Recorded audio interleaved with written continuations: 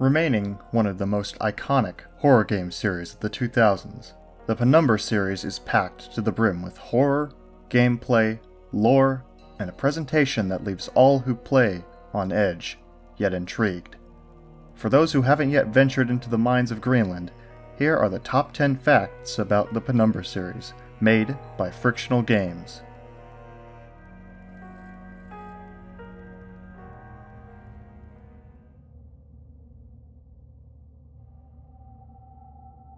The actual definition of the word penumbra is the partially shaded outer region of the shadow cast by an opaque object. It can also mean the shadow cast by the Earth or Moon over an area experiencing a partial eclipse, which, in itself, can be seen in the various logos made for the games, and is even somewhat referenced in the very first note of Penumbra: Black Plague.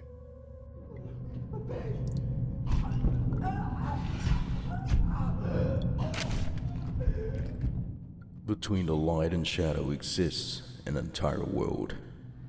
That world is necessarily our own. Get out. Now.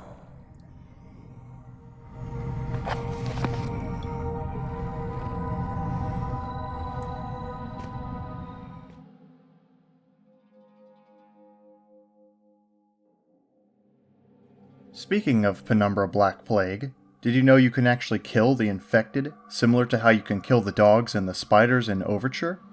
It's not easy to do, given as the player does not possess weapons, but if you manage to throw something enough at the infected repeatedly, they do eventually fall over, dead. However, many see this as a game exploit and typically don't try and kill the infected during their playthroughs.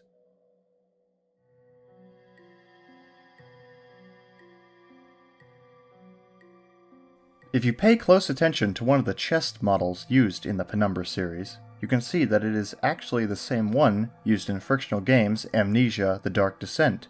In fact, there are many reused assets and models throughout the history of the games produced by Frictional Games and its co-founder, Thomas Grip.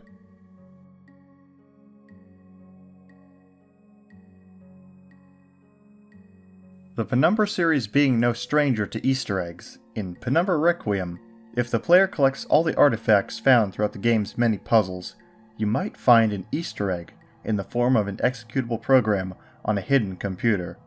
This program contains audio files of Red's voice actor, Mike, practicing his lines. Red's humor has not faded along with his pulse.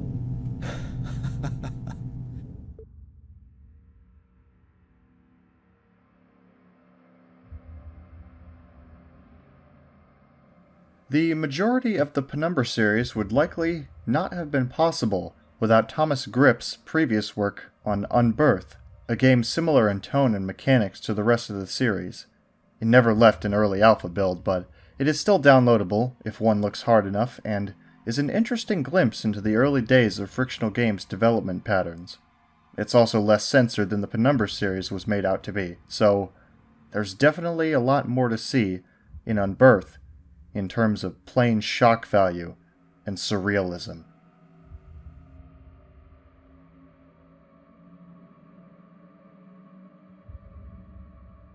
Going back to the Penumbra series, throughout the games, there are a lot of insinuations about a particular character, an entity known as the Hunter. First, in the Penumbra tech demo, Frictional Games posted a promotional image showcasing a creepy-looking humanoid, this humanoid being the Hunter. However, the only trace of what could have been the Hunter is a noise heard in the tech demo. Audible breathing can be heard behind a locked door in one of the main rooms.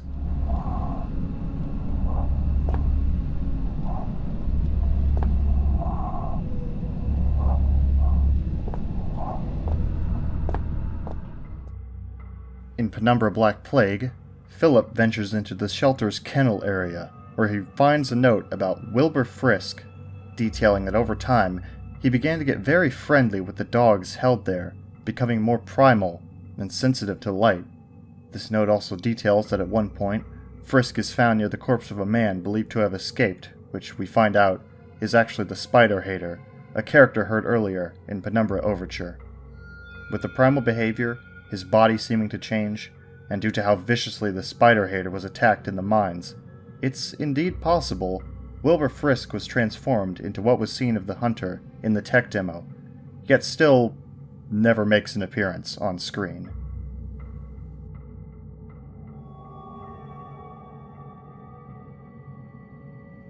The main character, Philip, is heard to have different voice actors across the series. In Penumbra Overture, he is voiced by Tom Joubert, the writer for the Penumbra series. The book was indecipherable. The notes, however, showed a location somewhere in uninhabited northern Greenland. In the subsequent Penumbra Black Plague and Penumbra Requiem, he is voiced by Bram Floria.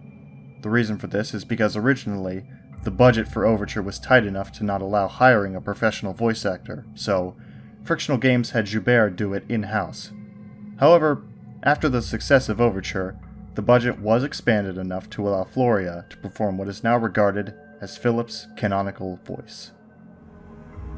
All of these things, so human, so perfect, and yet still I fail to do what I must now ask of you.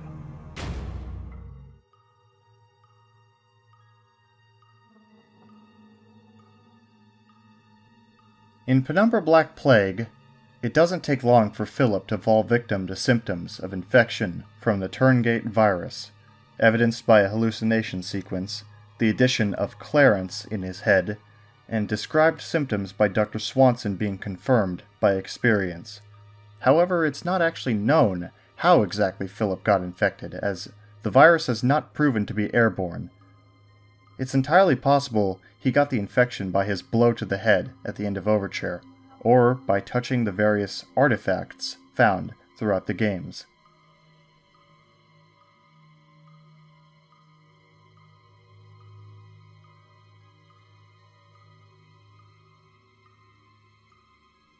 The Penumbra series has a bit of an interesting tale from its development period. Penumbra Overture is labeled as Episode 1, because originally the Penumbra series was going to be a full trilogy with 3 games in the series being planned out. However, this was made complicated due to Frictional Games having, quote, extensive problems with Overture's publisher at the time, Lexicon Entertainment. Penumbra Black Plague was meant to be the second and final installment in the series due to this.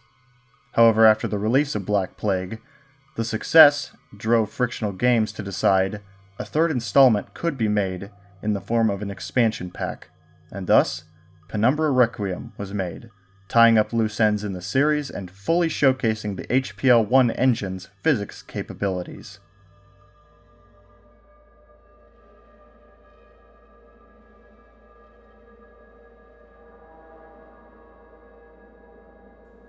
Finally, the Penumbra series runs on the HPL-1 engine, or, at the time, just the HPL engine. It's often praised for having very realistic physics and lighting for its time, but did you know HPL was originally a 2D engine? It's true. Thomas Grip originally designed the engine for use on Frictional Games' Energetic, a college thesis game. Grip himself is quoted as saying, in an interview, "The engine is built from an engine created when making a thesis job, which resulted in the platform game Energetic. Before moving into the third dimension, I made some cleanup of the engine, which was quite rushed in some places, and started to add a base for 3D rendering. I would not say that the original 2D engine was modified to add 3D, but rather a 3D layer was added so all the 2D stuff is still there. It is still possible to make a 2D tile game using our engine."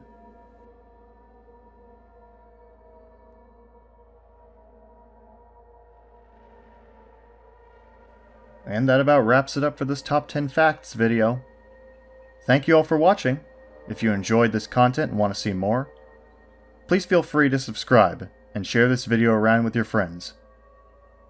I am the Midnight Researcher, and I will see you all around.